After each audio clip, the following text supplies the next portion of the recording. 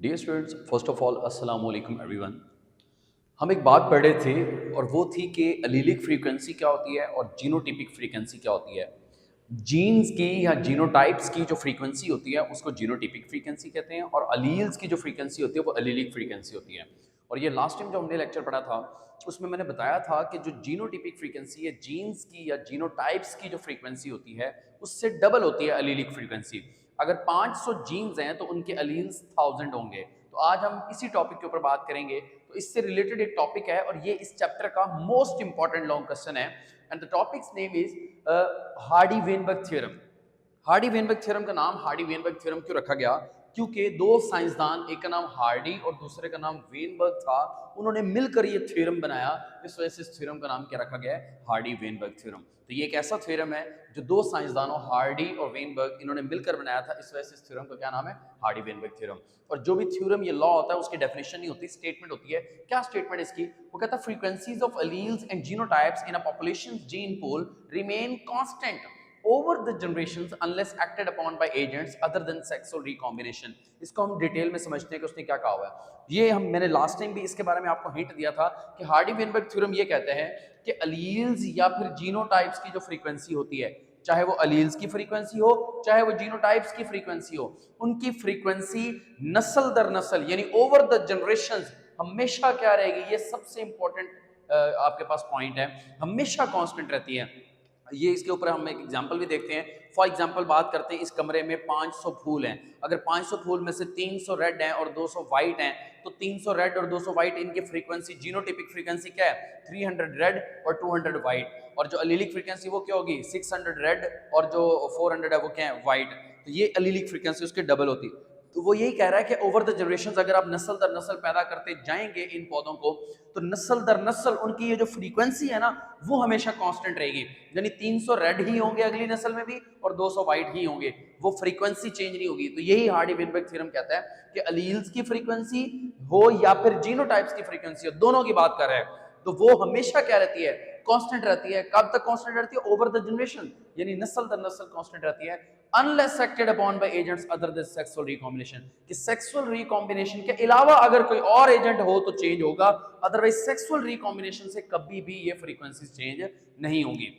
वो कौन से एजेंट्स हैं? ये हमने फैक्टर्स पढ़े थे लास्ट टाइम कि ये वो एजेंट्स हैं, अगर इनमें से कोई होगा तो फ्रीक्वेंसी चेंज होगी, अगर इनके अलावा सेक्सुअल रिकॉम्बिनेशन अकेला होगा तो सेक्सुअल रिकॉम्बिनेशन से कभी भी फ्रीक्वेंसी चेंज नहीं होती। चाहे वो अलीलिक फ्रीक्वेंसी हो चाहे वो जीनोटाइप की फ्रीक्वेंसी हो, सेक्सुअल रिकॉम्बिनेशन से कभी भी फ्रीक्वेंसी चेंज नहीं होती। अगर वो सेक्सुअल रिकॉम्बिनेशन करेंगे भी तो अगली नस्ल में भी उतनी ही फ्रीक्वेंसी पैदा होगी, उससे अगली में भी उतनी ही फ्रीक्वेंसी पैदा होगी। तो बात करते हैं हार्डी वेनबर्ग थ्योरम की। क्या स्टेटमेंट है? वो कहता है दो चीजों की फ्रीक्वेंसीज की बात की उसने। क्या? Frequencies of alleles and genotypes. Frequencies of alleles and genotypes के, अलील्स की फ्रीक्वेंसी भी और जीनोटाइप्स की फ्रीक्वेंसी भी किसी पॉपुलेशन के जीन पूल के अंदर हमेशा क्या रहती है? कांस्टेंट रहती है। कब तक? Over the generation unless acted upon by factors other than sexual recombination.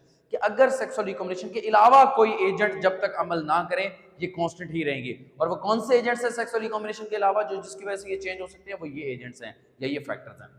इसके ऊपर हम डिटेल में बात करते हैं। और ये जो लॉ है, ये जो थ्योरम है, ये कौन सी पॉपुलेशन के बारे में दिया गया? ये एमसीक्यू आ सकता है। नॉन इवॉल्विंग पॉपुलेशन, यानी ऐसी पॉपुलेशन जिसके अंदर एवोल्यूशन ना हो रही हो उसके ऊपर ये थ्योरम अप्लाई होता है। जिसमें एवोल्यूशन हो रही होगी उसके ऊपर ये थ्योरम अप्लाई नहीं होगा। तो ये Hardy Weinberg theorem only deals with non evolving population. तो हार्डी वेनबर्ग थ्योरम क्या कहता है? The frequencies of alleles and genotypes in a populations gene pool remain constant over the generations unless acted upon by factors other than sexual recombination। ठीक है, तो ये आपको समझाया मैंने कि क्या स्टेटमेंट है इसकी और ये कौन सी पॉपुलेशन के बारे में है? नॉन इवॉल्विंग पॉपुलेशन के बारे में।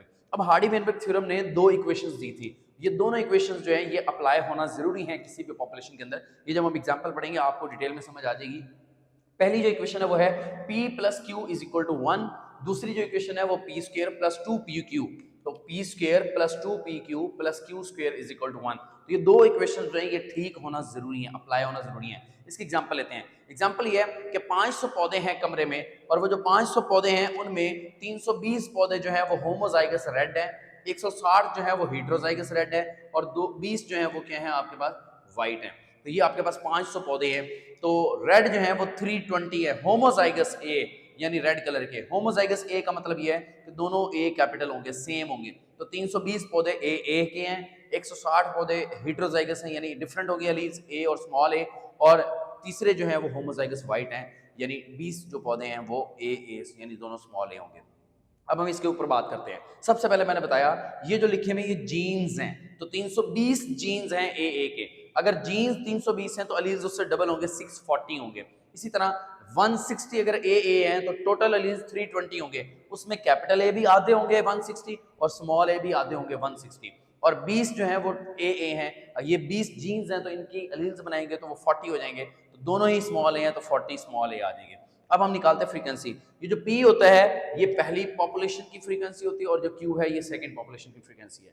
देखते हैं इसकी बात करते हैं हम। सबसे पहली बात कैपिटल A कितने हैं, तो यहाँ पे देखें 320 सारे के सारे कैपिटल A हैं, तो इसका डबल करेंगे तो कितने अलील्स हो गए कैपिटल A के, 640। तो ये सारे के सारे कैपिटल A ही हैं, तो सारे के सारे 640 जो हैं ये कैपिटल A हैं। इधर से इधर कैपिटल ए कितने हैं, क्योंकि 320 टोटल थे, 160 कैपिटल ए वाले हैं, 160 स्मॉल ए वाले हैं, तो यहां से कैपिटल ए कितने आएंगे 160।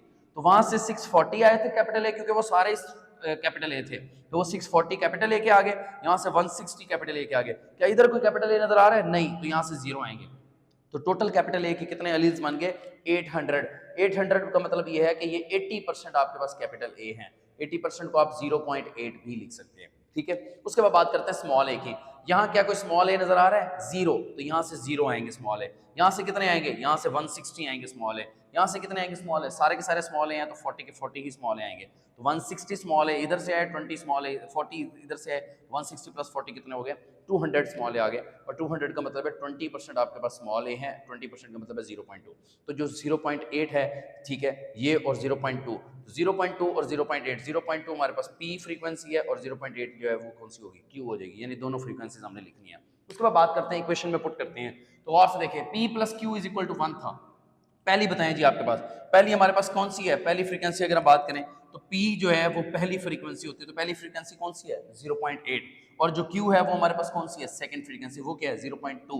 तो 0.8 प्लस 0.2 आंसर 1, तो 1 is equal to 1। It means कि ये एग्जांपल सही है, इस पर हार्डी वेनबर्ग इक्वेशन जो है वो अप्लाई हो रही है। अब दूसरी इक्वेशन देखते हैं क्या वो अप्लाई हो रही है, तो वो कौन सी है p स्क्वायर प्लस 2pq प्लस q square is equal to 1।